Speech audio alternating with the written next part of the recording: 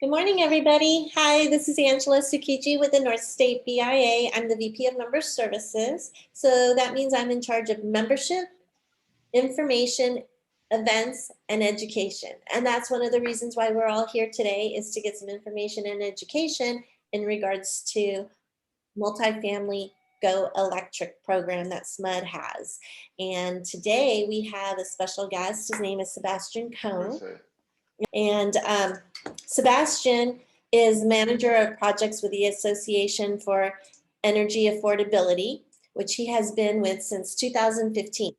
He is a certified energy analyst, building analyst, and the Green Point Rater with a background in building science and research in the built environment at UC Berkeley and Lawrence Berkeley National Laboratory.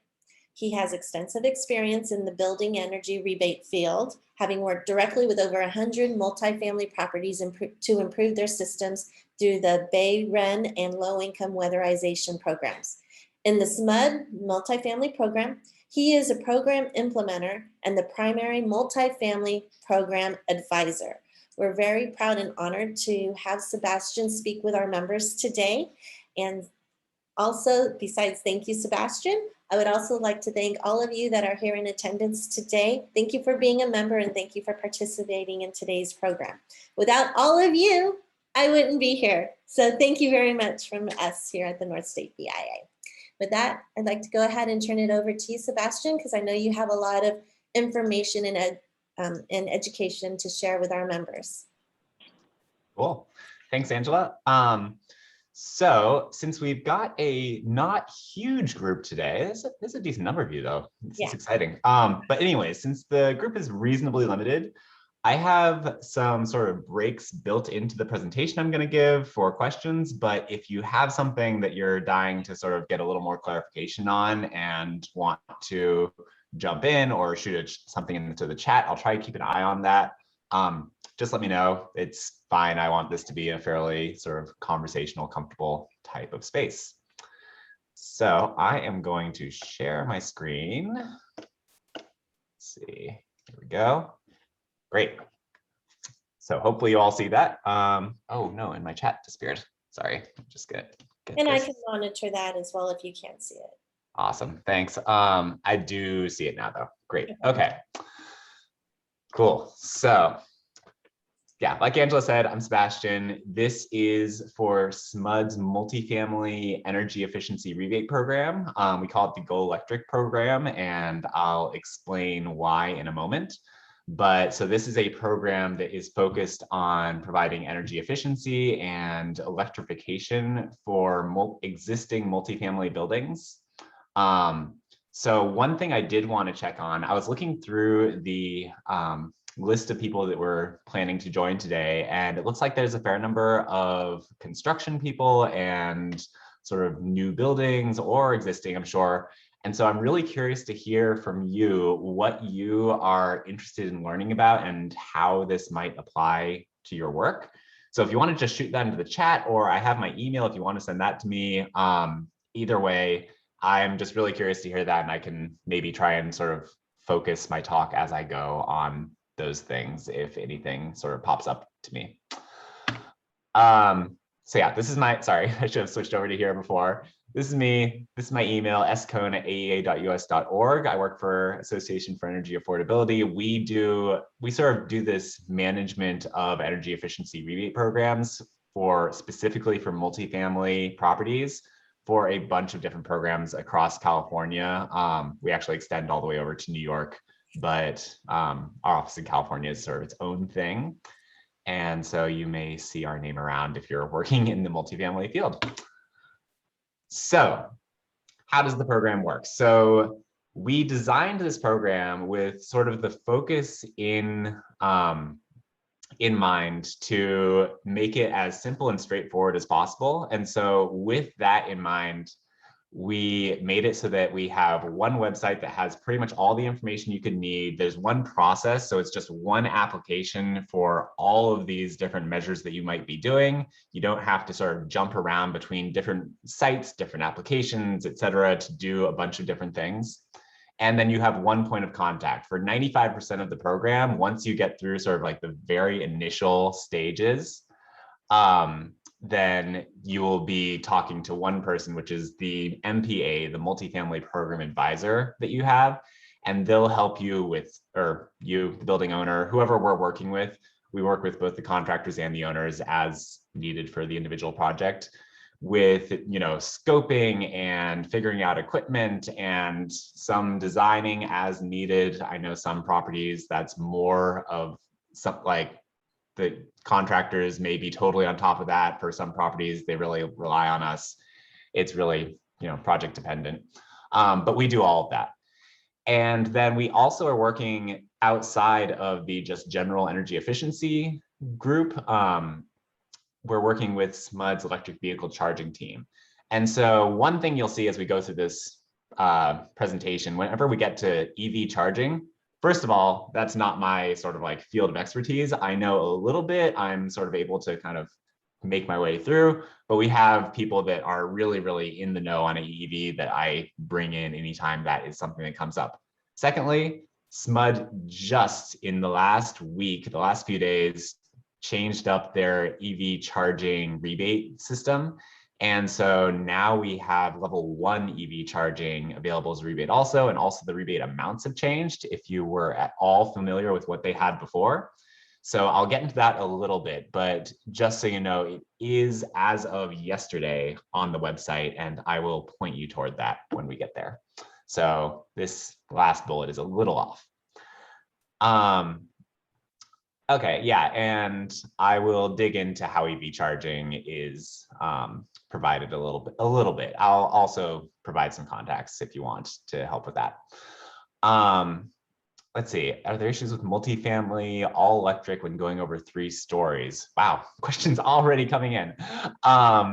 So there are, I wouldn't say there are issues. There are other things you have to keep in mind once you get into taller buildings, and it's pretty much just a matter of where you, like, we're going to be really focusing on heat pumps, and I'll talk about heat pumps in the next slide actually. But with heat pumps, you've got the compressor and the air handler. If you're talking about an HVAC system or a water heater system, you may have a compressor separate. And so because you've got these 2 different units, once you start getting to taller buildings, the main issue just becomes an issue of where you're going to place the outdoor unit. And so with, you know, a single story building, you've just got the ground right outside the building or the roof right above the unit. Once you get into taller buildings, there's less roof space for number of units. The ground area may be a little bit differently configured. It's further away from the units for the upper stories, all that sort of thing. So there's just, that just sort of has to be kept in mind for the taller buildings. That's the only difference. Okay. So, oh, sorry, my slide off. Requirements for the program is pretty straightforward. It has to be a multifamily building. It's multifamily technically is 5 or more contiguous units. If you have a property that has a bunch of 4-unit buildings or 5-unit buildings with some 3-unit buildings, something like that, then we will work with the single family program, which we're going to see if we can get that as another presentation for North State BIA. But it's the home performance program. And so they work with buildings that are less than 5 units. And so we'll work with them to see which of our programs works best for that property if it's not in that 5 or more contiguous units category. You have to have SMUD as an electrical utility. It's a SMUD program. You have to have at least 1 Go Electric measure. So I mentioned Go Electric before. And like I said before, this program is really focusing on that push of going from gas systems to electric. And that's what the Go Electric measures are. Where you're moving from a gas water heater or a gas heater for HVAC or something like that over to an all-electric system. And so if you already have an all-electric building, then that requirement turns into doing a Go Electric equivalent. So if Go Electric requires that you put in a heat pump water heater, then you would need to put in a heat pump water heater to replace your electric resistance water heater, that type of thing. Tenant engagement plan, we're working with the tenant engagement group with SMUD, which is, they're really great. They help with just sort of giving the tenants information about this new equipment that they have. They help with their SMUD bill payments and sort of getting them onto the right program, that sort of thing. They're really useful. So they'll become involved. And then a grid evaluation form is basically looking at when you're shifting from these gas to electric systems, all of a sudden the building is using more electricity, of course. And is that going to cause any problems with the street side transformers? Will they need to be updated? We just want to get a handle on that early on in the process. So if any of you have done any of this work, you may have run into this before where you get to like, past the design phase and you're getting ready to install things. And then that comes up and all of a sudden there's this, surprise huge charge that the building was not expecting. And that can be unfortunate if you don't know about it ahead of time. So these Go Electric incentives I talked about, these are focused on going from gas systems to primarily heat pumps. So this page here, we're looking at heat pumps. And so that is as opposed to going to electric resistance systems. Heat pumps are pulling heat from the air, moving it around. They're much, much more efficient than electric resistance systems. So like a baseboard electric heater for heating your house is an all electric system, but it's a just approximately 100% efficient electric system. A heat pump heater for heating the house will, for one thing, do air conditioning as well as heating, but also is like 2, 3, 4 times, depending on what it is, as efficient as that baseboard would be. So that's what we're looking at doing. The rebates are per system. So if you, per unit that's installed, you get somewhere between $1,000 and $1,800 per system installed. That depends on which type of heater heat pump you're putting in for the HVAC. It depends on how efficient it is. There is another bonus that I'll get into for low-income properties, so that can actually get even higher. And these are prescriptive. So you can, there's no like requirement that you do it for every unit in the building. You don't have to save, 15% of the energy for the property, anything like that some of the other programs do. This is just if you have a couple of units that need to be updated, you can come through the program and we can do that for those couple of units. Water heating, we can do central water heating or in-unit water heating, either one, however the building is set up. As long as they're heat pumps is basically what it comes down to. And again, those variations in incentive values are based on how efficient they are, essentially. Then continuing on in Go Electric, we're also offering these incentives for moving from gas ranges over to induction. So not electric resistance, but induction.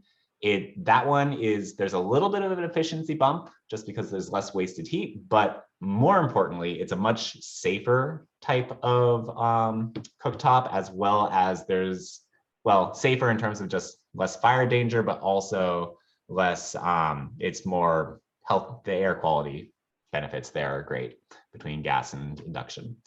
And then gas dryers too. This says electric dryer. It's actually a heat pump dryer that we're focusing on. And if any of you have looked into heat pump dryers, you may have found that they only exist for in-unit spaces or for residential sized systems. So right now, at least, there are not any heat pump dryers for commercial size systems. So if you wanted to install them in a common area laundry room, it's possible, but you probably have to add more just because they're smaller units and take longer to dry. But that's an option for in-unit situations. And then we have some bonus incentives because moving from gas to electric systems is an expensive process. To help cover the cost or offset the cost of extra permitting you may need, extra wiring, new electric panels, all those sorts of things that come up when you're adding new electric loads to the properties. And finally, if you want to go all out and put in these heat pumps that are not just heat pumps and really efficient, but have really low global warming potential refrigerants. So this is things like using a CO2 refrigerant heat pump or something like that. Then you can get an added bonus incentive for that as well. Then once you've put in, or you've worked with the owner or whoever to put in a Go Electric system, then that sort of opens up the floodgates for energy efficiency incentives. And so I've put them into a few categories here, but they're all energy efficiency. So this first category I have is if the existing system it's replacing or affecting is electric resistance. So that would be if you have an electric resistance water heater, then you would replace it with a heat pump water heater. Then you get half of the equivalent rebate. Same with HVAC systems, and then induction cooktops, instead of $500, you get $100 for replacing an electric resistance cooktop. Then if the existing system or the associated system is already a heat pump, that opens up some new things. So you can replace an old low efficiency heat pump with a new higher efficiency heat pump for a smaller rebate. Or if you're doing something with the windows, the walls, the attic insulation, duct sealing, all those things, they save energy off of the HVAC system. And so if you're installing something there, or if you're installing one of those, then and the associated HVAC system is a heat pump, then you can get these other rebates.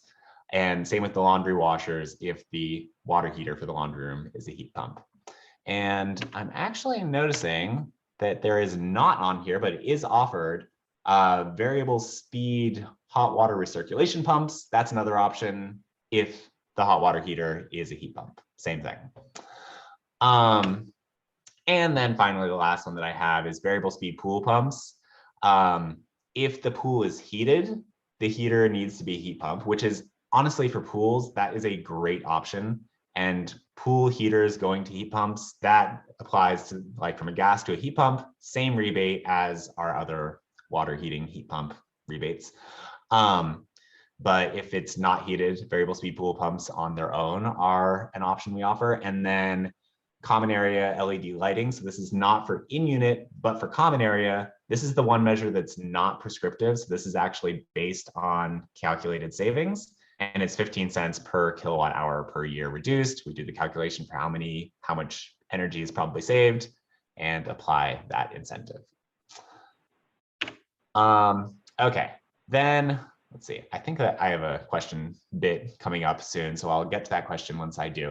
But for the low income adder, so if the property qualifies as low income, which means that at least half of the units or residents are enrolled in SMUD's Energy Assistance Program rate, EPR, then they can get up to 25% extra incentives with a limit of $25,000. And so that 50% of residents being enrolled in EPR, we will check out how many are enrolled, but this is also where the tenant engagement team comes in, because if the property seems to be low income, the owner thinks it is, it looks like it is, et cetera, but only 30% of the people are enrolled in EPR, the tenant engagement team can come in and help, talk to residents, inform them of this program, sort of help get them enrolled, because a lot of people may not even know that it exists and is an option. And so we can get to that 50%. There we go. Okay, I knew I skipped over something. Okay, so question break. If anyone has any questions, jump in. I got a question in the text from Marty. Let's see, I'm interested to know how the program could be relevant to the future conversion of our MFR projects, and more broadly, how the movement to all electric may affect our future single family and multifamily projects.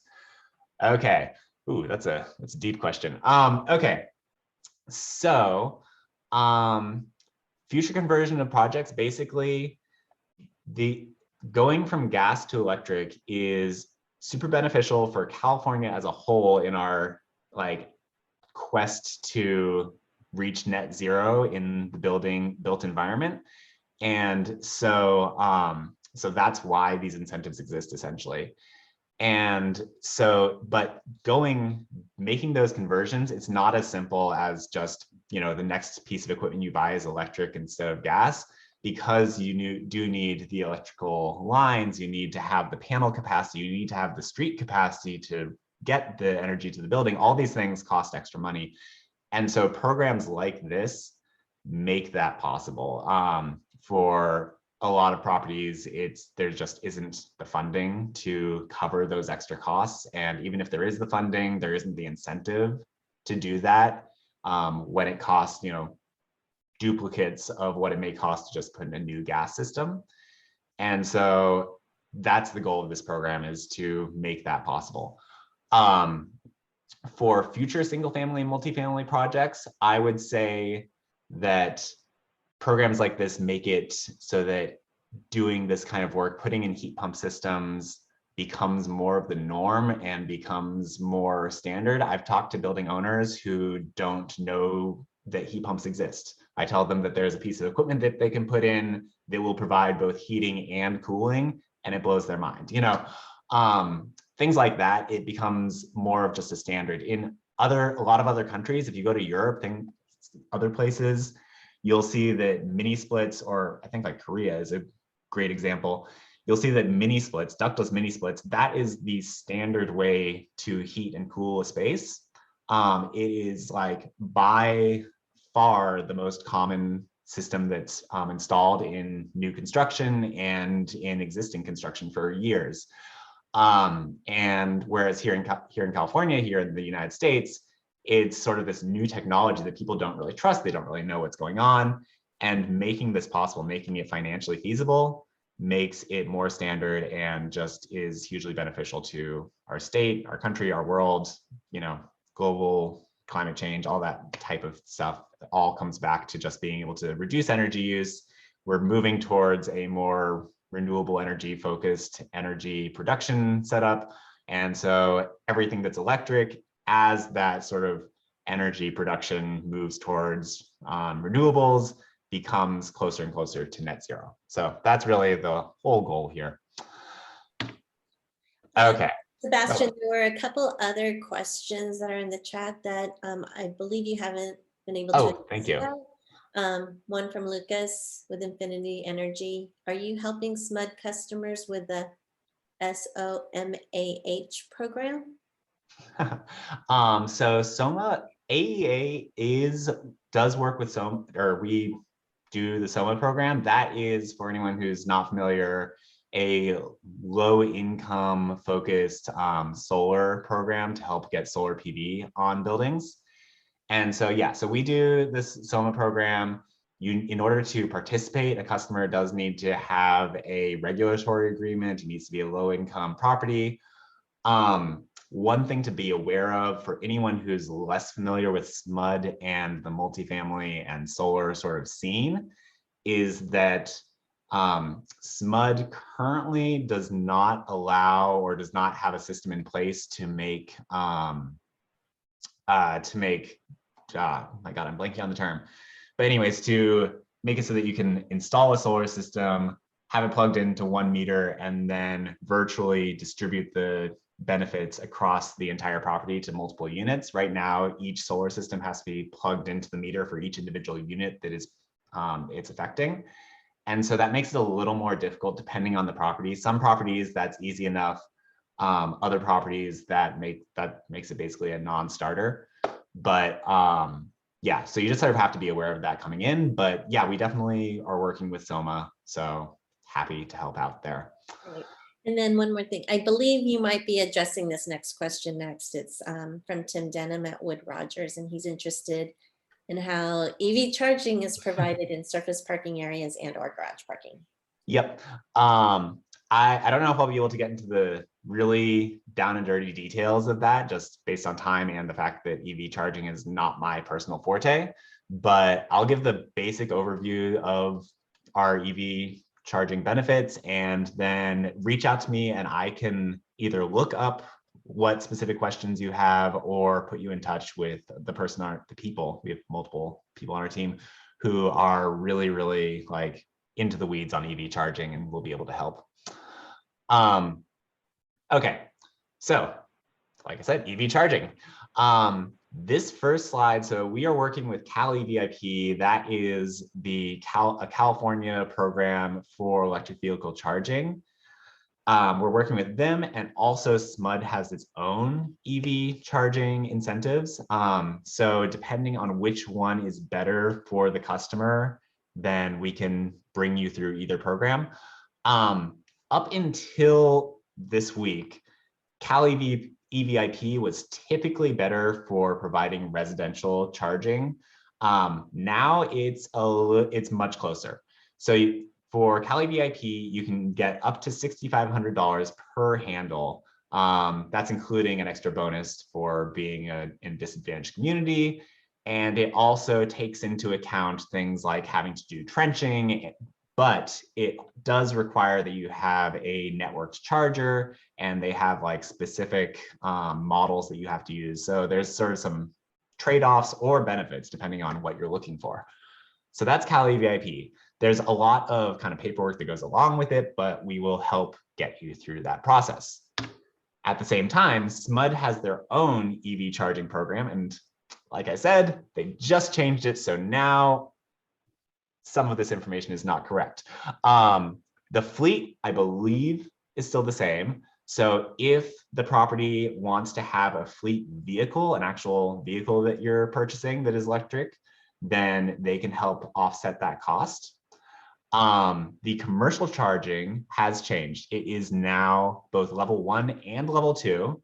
The amount has gone to $500 for level 1 charging. So that is like plugging into your wall outlet. It's very slow. It's kind of trickle charging, but it helps. And then level 2 is that 220, 240 amp, more heavy duty charger. It's not the DC fast charge that you might find, at like Tesla superchargers or something, but it will charge a car overnight, that type of thing. And that amount is up to $4,500. If you go to our website, which I will link to, and where did it go? I had it up a moment ago. There we are. It crashed, of course it did. Sorry. If you go to our website, they just yesterday afternoon updated the, where is it? EV incentive section. And so in here, that gets into, here we go, level 1 EVSE, $500, level 2, $4,500. So that gets into the details of the program. There's also, this is new, if you have looked at this program before, transformer upgrade support. They've added in this pretty hefty extra incentive that's available if adding in EV charging triggers a need to update the transformer. Then you can get $5,000 to help offset that cost. So I'm actually personally really excited about that because, like I said, that's a charge that can really make or break a project. Okay, so requirements are that they have to have a SMUD commercial account. There has to be a dedicated meter for the electric vehicle charging. So that's something that can be a bit of a sticking point or a bit of a tripping point. So just be aware of that when you're coming into it. And then some of these other items, like I said, Cali VIP has a list of eligible equipment. They'll work with you on bringing in contractors, that type of thing. So, oh, wow, that was a quick little question break. So, regarding the specific question on surface parking areas and or garage parking, the electric vehicle charging needs to be available to all the tenants. So you can't have it in a surface parking area or garage parking for a specific tenant, but it has to be sort of more commonly available. And other than that, you pretty much just need to be aware of like the trenching costs and things like that, which, like I said, is covered in Cal EVIP, but is as like, the incentive goes up as those costs go up, but it's more just sort of built into that $4,500 cost or incentive from SMUD. So yeah, we'll work with you on as to which of those programs is better. Okay, cool. Moving on. So kind of taking a step back here, one interest form, one process. Like I said, early on, I'm going to go through kind of the process of the program. So like I said, early on, it's designed to be pretty streamlined and you don't have to jump around between different forms, websites, people, etc. So when you start out, either you, the building owner, whoever is kind of spearheading this, you will need to submit an interest form, which kind of gets the program into our system. And so that is available at the website, smud.org/multifamily. And then once that's submitted, Frontier Energy is another one of the groups that is working on implementing this program. So I work with the AEA, we're the head implementers. Frontier Energy is also working on this. We're also working with the company Brighton Energy, if any of you are familiar with them. And so Frontier Energy will sort of do that initial review, just make sure that it is actually a multifamily building, you know, that sort of the basics are covered before we sort of take up anyone's time on properties that don't really apply to this program. Then they will kind of go through what's needed for the program, whether the building applies, et cetera. And so they will do that. And then, oh, this is the actual interest form. It's really simple. You put in your name, property type, just some basic information about what you're interested in doing, that type of thing. So then once they've gone through that, then they will pass it off to the MPA, the Multifamily Program Advisor, which that's actually me. A lot of the time, that will be me. We have a couple of others from Brighton. Occasionally, someone else from AEA may take on a project, but yeah, it's a pretty small program. So, so then I'll go through with you, the owner, the contractor, whoever is doing this. I'll go through sort of like what's currently there at the building, what you're interested in, what are possible opportunities, just over a phone call, and then kind of get you some basic information on what the program can provide. Then, assuming that you're still interested in going forward, then we move on to a site visit where I actually come out in person, look at the building, see what's there, try and find new opportunities or sort of sticking points, figure out what might be challenging, and help you through that. Since it's still in COVID times, up until Sacramento went to the red zone, these were entirely virtual. So I would go on a video call and sort of be walked through the property with the property manager or whoever was on site. Now that we're kind of in that in-between zone, I'm happy to come on site. I'm happy to do a virtual call, whichever sort of works and is more comfortable for the property. Either way works. Assuming that there are in-unit measures, I would love to get into a unit. Right now, that pretty much means it has to be a vacant unit if I'm there in person. So sort of keep that in mind. But anything that is being updated, I'll need to see in person in some form or other. Then we work out a scope of work. So that is everything from me just sort of like checking off what the property is already planning to do and letting you know what the incentive will be, to the much more deep involved, really helping out heavily with actually figuring out how to do this, the construction plans, the, vendors, contractors, putting the owner in touch with people who are doing this work, et cetera. It's really property dependent. Sometimes that's much more involved than others. And then once we have a scope of work defined, you know what you're going to do, you know when you're planning to do it, then we'll reserve the funds. Like I said, there's one application that gets filled out. We submit that. I'll help you, the owner, whoever, with filling it out. And then once those funds are reserved, then you're locked in place. Like there's no chance of the funds disappearing or anything.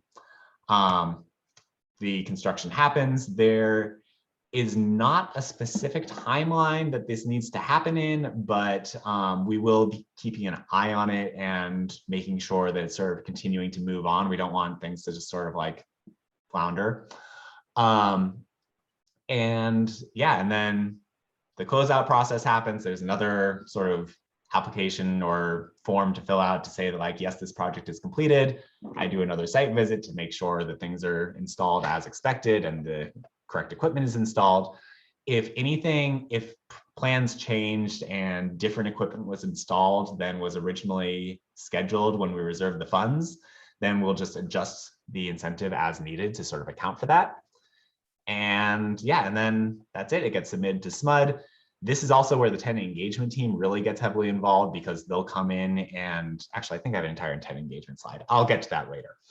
But yeah, once it's submitted, then the funds typically take 4 to 6 weeks to show up. That's the target. And they can be paid directly to the owner, or we can set it up so they're paid to the contractor so that that offsets that initial cost that's needed to the owner.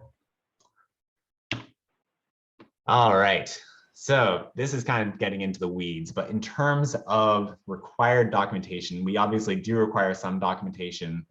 When you initially submit the application, you need these items: the rent roll, a common area gas bill, utility bill, so that we know sort of where this gas is coming from. That SMUD infrastructure capacity evaluation form, that is what I was talking about checking to make sure that there won't be any issues with the transformers on the street side. And then we just need some sort of schedule to know that the project scope is, set in place. They know what they're going to do. You have a planned timeline and everything for getting that done. Then after that application has gone through, you have 2 months to sort of firm things up some more, which means getting signed contracts from the contractors, and then building permits and technical documents. So this does mean, since there are 60 days to do this, that if the property is still in the evaluation stages, we won't actually submit that application until it gets to a bit closer to the actual construction start date.